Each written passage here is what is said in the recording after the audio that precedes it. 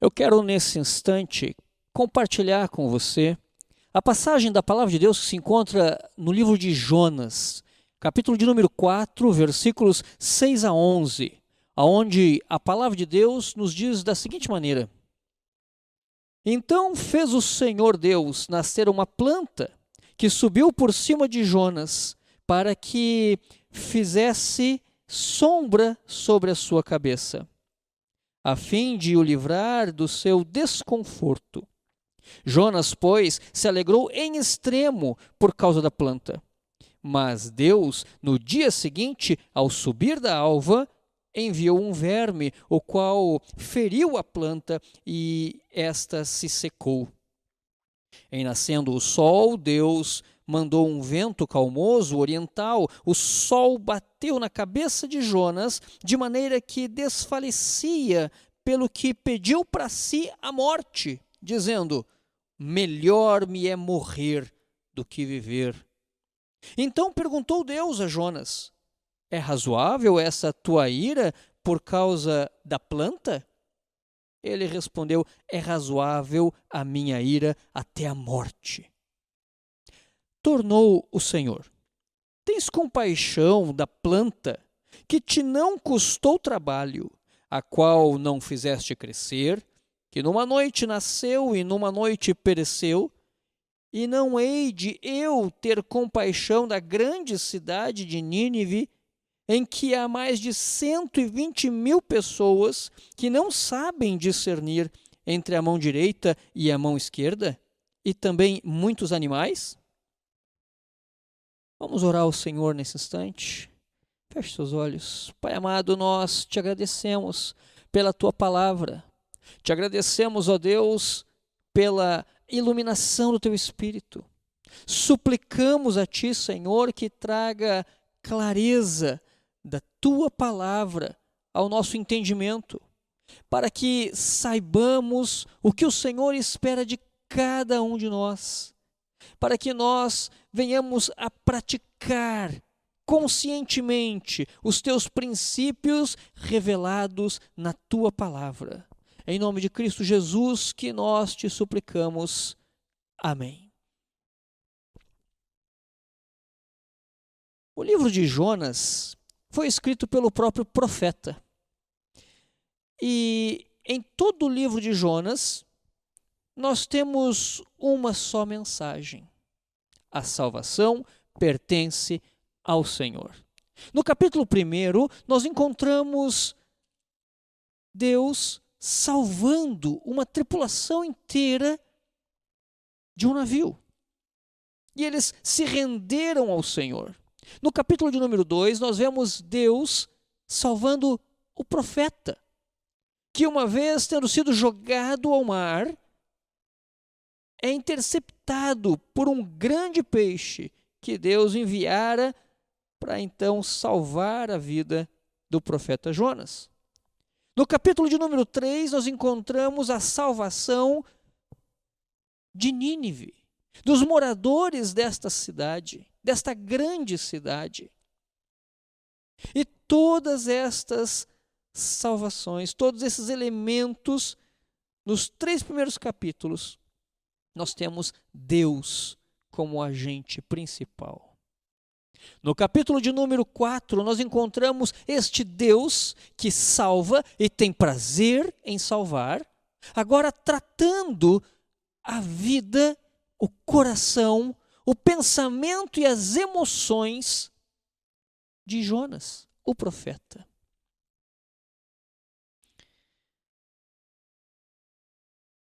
O texto que nós lemos inicialmente nos apresenta a única passagem do livro em que Jonas aparece satisfeito, em que Jonas aparece alegre. E isto nos conduz a refletir também sobre nossa alegria.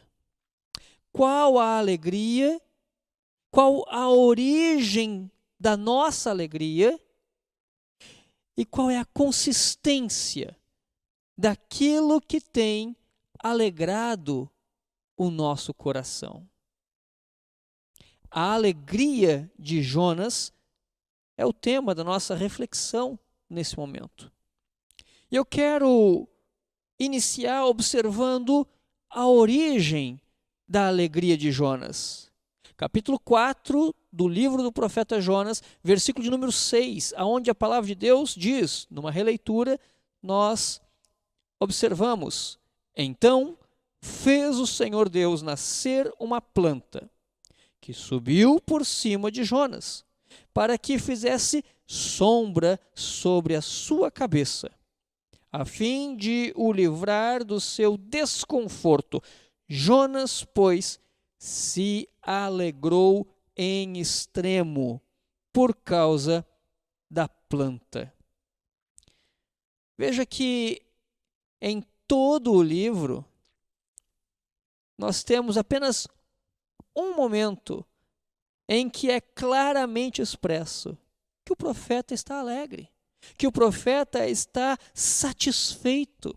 Jonas, por várias vezes, contendeu com Deus, tentou fugir do Senhor, não fez caso da própria vida, permitindo tranquilamente ser ele mesmo jogado de cima da embarcação mar adentro, porém revelou grande satisfação em dois momentos, em que este do capítulo 4 é o mais claro de todos. Um momento anterior a esse, em que Jonas expressou também grande satisfação, foi quando o próprio profeta foi alvo da graça de Deus. Dentro do ventre do peixe, ele agradece ao Senhor pelo livramento. Capítulo 2, versículo 9 diz: mas com a voz do agradecimento eu te oferecerei sacrifício, o que votei pagarei, ao Senhor pertence a salvação. É uma manifestação de satisfação, é uma manifestação de alegria. São os dois momentos em que Jonas expressa alegria. Porém agora, capítulo de número 4, Jonas abertamente é dito que ele está alegre, e não uma alegria simplesmente comum, mas extremamente alegre, extremamente alegre. Deus lhe favoreceu mais uma vez. E nesse momento, no capítulo 4, versículo 6, o favorecimento de Deus é perceptível através da sombra que é produzido pela planta que Deus fez nascer. A alegria de Jonas está no favor de Deus, endereçado ao profeta. A alegria de Jonas está em uma planta que lhe fazia sombra. A alegria de Jonas está no bem-estar pessoal, no bem-estar do próprio profeta. Óbvio que essa situação gera, sim, alegria quando Deus agracia alguém. Este alguém certamente deve sentir a alegria por este favor de Deus. Estes, portanto, são elementos no livro que fizeram originar a expressão de alegria do profeta. Um homem que se alegrou em extremo em ser abençoado por Deus, em ter sua necessidade pessoal atendida. Não obstante, ele, de fora da cidade, olhar para Nínive e encontrar em Nínive uma nação inteira, várias e várias pessoas que foram alvo da graça de Deus, mas que, no entanto, não era fonte de alegria do coração do profeta. A alegria do coração do profeta estava no bem-estar pessoal e no favor de Deus estendido a ele. Há uma outra questão interessante nessa maneira didática de Deus ensinar nesse aprendizado necessário, não somente para Jonas, mas para todos nós, que está exposto no versículo 6 a 11. O versículo 7 a 9 nos apresenta o fim da alegria de Jonas. A palavra de Deus diz assim: mas Deus, no dia seguinte, ao subir a alva, enviou um verme, o qual feriu a planta, e esta se secou. Em nascendo o sol, Deus mandou um vento calmoso oriental. O sol bateu na cabeça de Jonas, de maneira que desfalecia, pelo que pediu para si a morte, dizendo: melhor me é morrer do que viver. Então perguntou Deus a Jonas: é razoável essa tua ira por causa da planta? Ele respondeu: é razoável a minha ira até a morte. O fim do momento de alegria de Jonas é marcado pelo desconforto pessoal. A planta que lhe trazia sombra agora estava seca, já não existia mais o abrigo sob esta planta, já a sombra não era mais uma realidade sobre a vida de Jonas naquele momento. Um vento que soprava fazia parte também dos instrumentos didáticos de Deus, acrescendo-se a isso o sol que lhe esquentava a cabeça.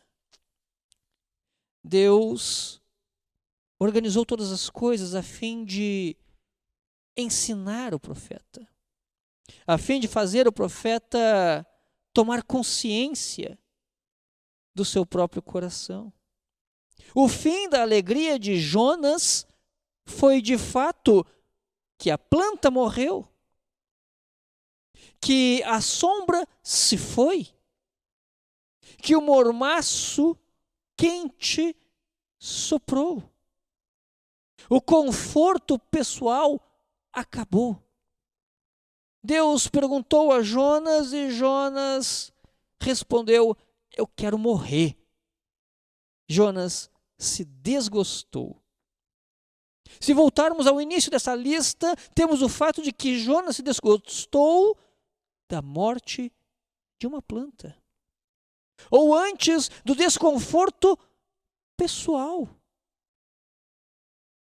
Enquanto diante dos seus olhos, morro abaixo, tem uma cidade aonde muitas e muitas pessoas estavam caminhando à perdição. E essa não era tristeza para Jonas, nem tampouco a sua alegria, a salvação deles. A alegria e a tristeza de Jonas estava na planta, estava no conforto pessoal. As emoções do profeta estavam claramente atingidas. O Jonas que havia louvado a Deus pela vida quando preservado no ventre do peixe, é o mesmo que agora em terra firme pede a morte. As intensidades são descabidas no coração e nos lábios do profeta. A situação é tão absurda e egoísta que Deus, em sua pergunta ao profeta, faz questão de pontuar acerca da importância que Jonas dá àquela pequena planta. Como quem pergunta: Jonas, tu queres morrer por causa desta planta? Jonas, tu queres morrer porque perdeu o conforto da sombra desta planta? É realmente isso. Ao que o profeta responde afirmativamente, absurdamente, de modo positivo. Sim, Deus, eu quero morrer porque essa planta se foi e eu estou com o sol quente sobre a cabeça. Isto marca o fim da alegria de Jonas. Uma alegria tão pequena, passageira, inconsistente. porque estava baseada no elemento errado. Em terceiro lugar, eu quero refletir contigo sobre a incoerência da alegria de Jonas. Versículo 10 e versículo 11, capítulo 4, diz assim: Tornou o Senhor: Tens compaixão da planta que te não custou trabalho, o qual não fizeste crescer, que numa noite nasceu e numa noite pereceu, e não hei de eu ter compaixão da grande cidade de Nínive, em que há mais de 120.000 pessoas que não sabem discernir entre a mão direita e a mão esquerda, e também muitos animais? Deus refaz a pergunta a Jonas e agora acrescenta aspectos que revelam quantitativamente a grandiosidade de Nínive. A descrição de pessoas que não sabiam distinguir entre a mão direita e a mão esquerda aponta para a possibilidade de estar se referindo a crianças ainda muito, muito pequenas. A cidade era imensa e extremamente populosa.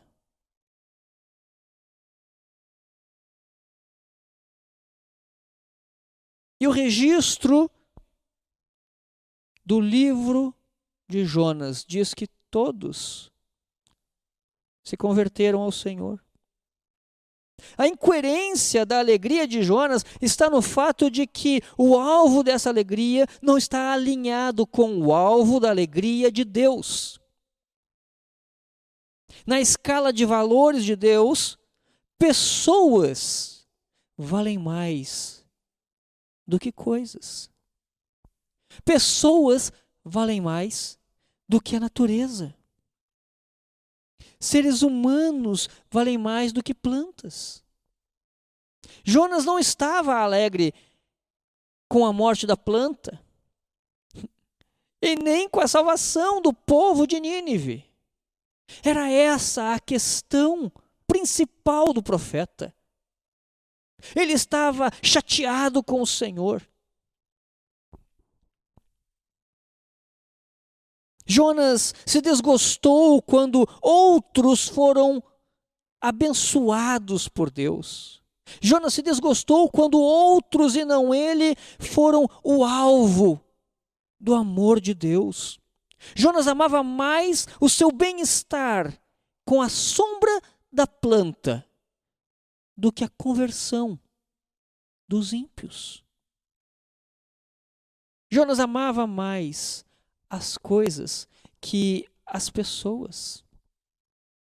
E é curioso como até nos nossos dias essa parece ser a realidade de várias pessoas, em que as coisas são mais importantes que as pessoas, em que se amam coisas e usam-se pessoas.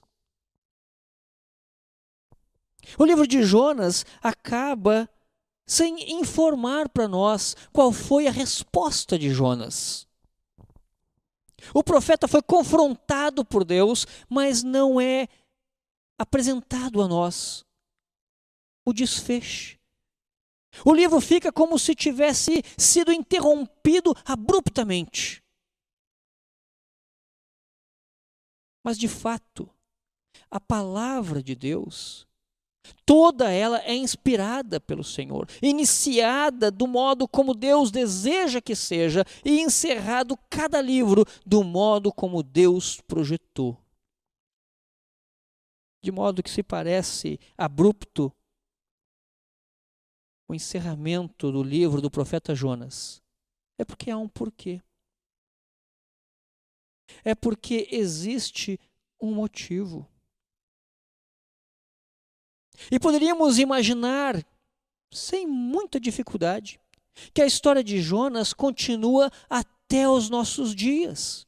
A história de Jonas continua em nossa história. Jonas não está distante de nós. Jonas está presente. Suas motivações e intenções passeiam na mente de muitos crentes. Jonas simbolicamente está debaixo da pele de muitas pessoas.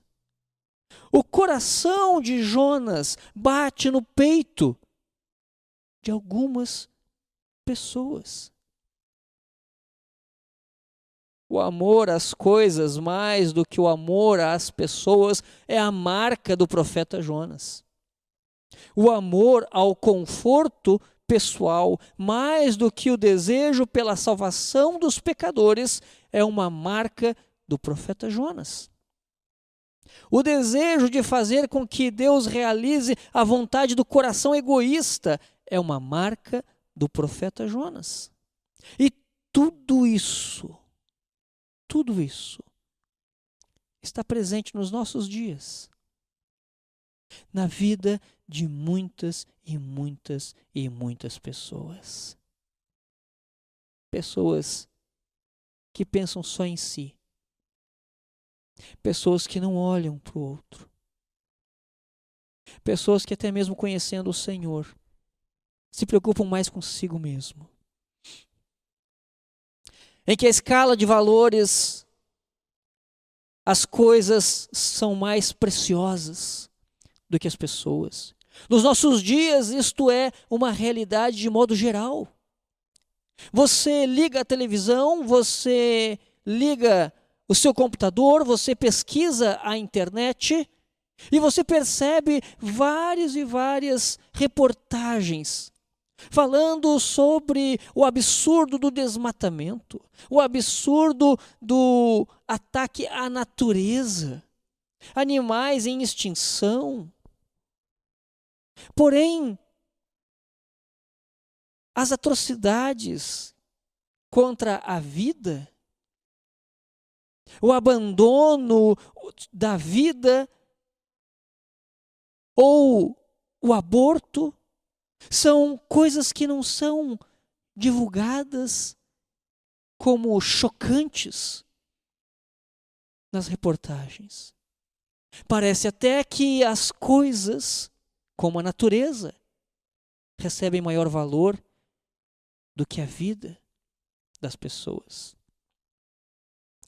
De fato, devemos nós responder à pergunta que Deus faz a Jonas, no versículo final do livro. Devemos amar mais as pessoas do que as coisas. Nos dedicar mais às pessoas do que às coisas. Valorizar mais os relacionamentos do que o nosso envolvimento com as coisas inanimadas ou até mesmo os elementos da natureza, como animais de estimação. Devemos buscar alegria, aonde Deus também revela a sua alegria. Deve ser nossa grande alegria a conversão de vidas ao Senhor. Certamente que o Senhor estava satisfeito, alegre com a conversão dos ninivitas. Haja vista que Deus não tem prazer na morte do ímpio. Antes, deseja que ele se converta. Isso traz alegria a Deus. Deve ser a nossa alegria também. A conversão de pecadores ao Senhor. Isso deve trazer satisfação ao nosso coração mais do que qualquer outra coisa sobre a face da terra. O nosso relacionamento com Deus é o que satisfaz plenamente a nossa vida. E nos alegrar com o que o Senhor se alegra deve ser ênfase na nossa vida. Devemos estar dispostos a abrir mão do conforto pessoal para levar a palavra de salvação de Deus aos que ainda não conhecem o Salvador. Precisamos cumprir a ordem de Deus de anunciar o Evangelho a todo lugar. Deus chama a sua igreja a falar do amor de Deus àqueles que ainda não conhecem. E como você tem atendido a esse chamado? Como temos nos comportado diante do chamado de Deus à igreja? Pensamos mais no conforto do nosso lar, mais no conforto da nossa igreja, mais no conforto pessoal e no atendimento da nossa vida pelas bênçãos de Deus? Ou estamos dispostos a sair do nosso conforto, enfrentar os desafios para levar a palavra de salvação àqueles que ainda não conhecem ao Senhor?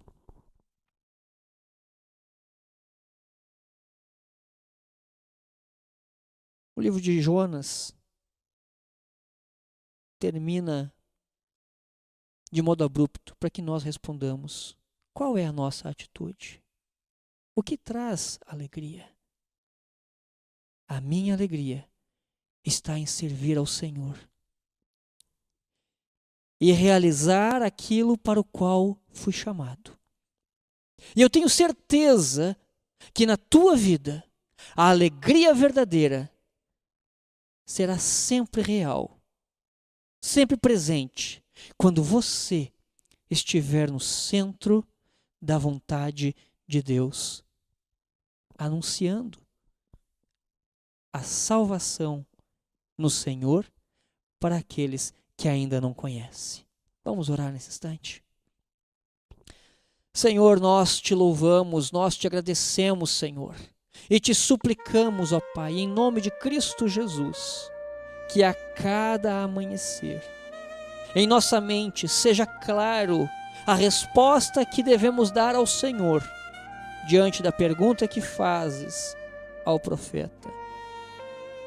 Nós te suplicamos, ó Deus, que os nossos olhos sempre possam enxergar de acordo com a iluminação do Teu Espírito aquilo que traz alegria ao Teu coração, para que nós nos empenhemos nessa direção.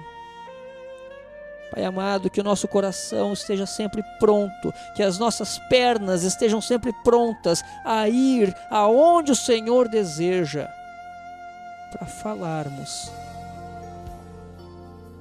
da salvação em Cristo Jesus a todas as nações. Que o amor por evangelizar